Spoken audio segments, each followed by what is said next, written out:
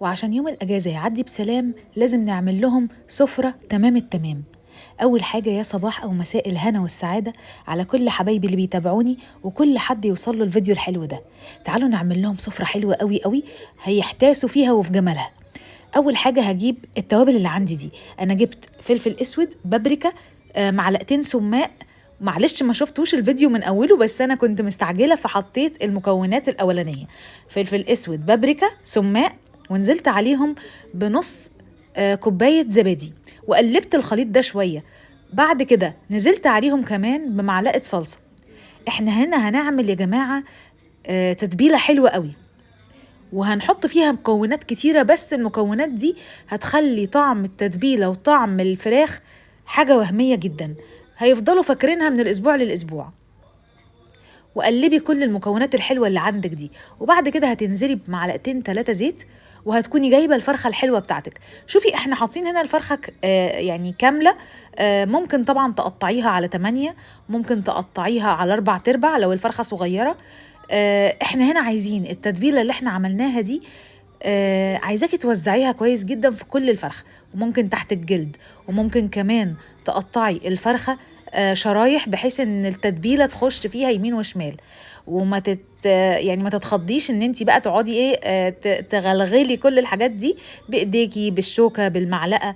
المهم ان التتبيله تخش جوه لحم الفرخه. وخدي بعد كده صينيتك الحلوه دي بعد ما ظبطتيها وحطيها لي لو سمحتي تحت الشوايه. تاخد بقى زي ما تاخد نص ساعة تحت الشواية. هنقعد احنا كده؟ لا، هنشتغل طبعا في حاجة تانية. هنجيب حلة وفيها معلقتين 3 سمنة مع بصلتين مبشورين حلوين قوي، وهبتدي ان انا اشوح فيهم، ههديهم اللون الذهبي الحلو اللي انتوا شايفينه. بعد كده هقطع 4 طماطمات مع قرنين 3 فلفل. انا عايزة الاكلة دي تبقى سبايسي شوية. انا هنا مخليه الفلفل سليم طبعا عشان لو في اولاد او في حد ما بيحبش الاكله سبايسي يقدر الفلفل ما يبقاش رامي كل السبايسي في قلب الصوص بتاعي. وهنزل بقى بالملح والفلفل والنص معلقه السبع بهارات على الخلطه اللي انا بعملها دي. الخلطه دي اللي هتدي طعم حلو قوي للفراخ. انا خرجت الفرخه بعد ما اتشوت 80%، وجبت بطاطسيتين ويدجز، ممكن على فكرة نستغنى عن الخطوة دي. وجبت كمان اي حاجة عندك، فلفل الوان، فلفل اخضر، عايزة تحطي كوسة، عايزة تحطي بتنجان ممكن، بس انا هنا اكتفيت بالبطاطس الويدجز ونزلت بالتسبيكة الحلوة دي على وش الفراخ. طب التسبيكة الحلوة دي احنا حطيناها ليه على وش الفرخة بعد ما تشوت 80%؟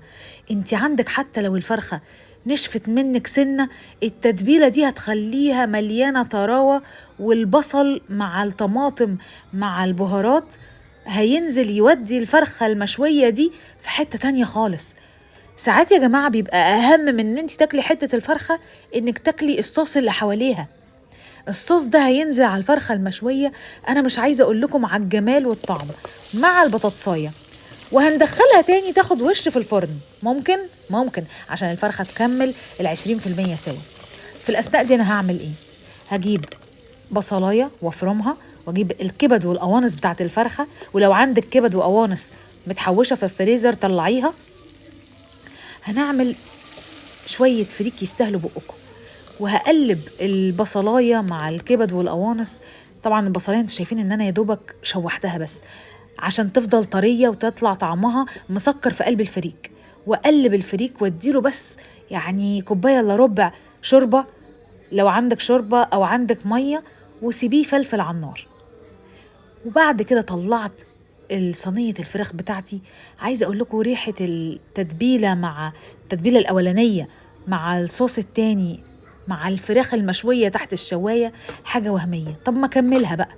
اجيب فحميتين حلوين وعليهم معلقه زيت او سمنه واغطيهم تدي الريحه الحلوه. وبعدين اخد طبق او الورقه الفويل اللي فيها الفحم واتخلص منها، وابتدي بقى اوريكم الورك بتاع الفرخة مستوي ازاي. اللحم بتاع الفرخة يا جماعة دايب فعلا حاجة جميلة. حطي عليه كمان بقى حتة من البصلة وحتة من الطماطماية، وجنبك الشوربة والفريك، وجنبك الرز الأبيض. أكلة متكاملة اليوم جمعة أو خميس، حاجة كده بألف هنا وشفا. أتمنى يكون السفرة دي عجبتكم وأفادتكم. دايما يا رب بيوتكم عمرانة بالخير، دايما يا رب أشوفكم في خير وأسيبكم على خير، والسلام عليكم ورحمة الله وبركاته.